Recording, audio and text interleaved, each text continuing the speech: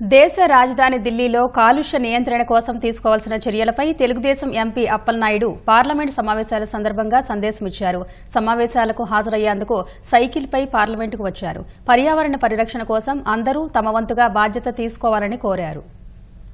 ఈరోజు ఢిల్లీ అంటే పొల్యూషన్, ఎందుకంటే దేశ రాజధానిలో చాలా మంది తెలుగు ప్రజలు కానీ అన్ని రాష్ట్రాల నుంచి వచ్చిన ప్రజలు కూడా భయాందోళనకు గురవుతున్నారు. దయచేసి రిక్వెస్ట్ చేస్తున్నాను, మెంబర్ ఆఫ్ పార్లమెంట్ గా సైకిల్తో రావడానికి ప్రధానమైన ఇది అంశం కనుక ప్రతి ఒక్కరు కూడా ఢిల్లీలో మీరు ఒక ప్రయత్నం చేస్తున్నాను. అలాగే మనం ముందు మెంబర్ ఆఫ్ పార్లమెంట్ గా మనం స్టార్ట్ చేస్తే మిగతా అధికారులు చేస్తారు, అదే సమయంలో పబ్లిక్ కూడా యూజ్ చేస్తారు.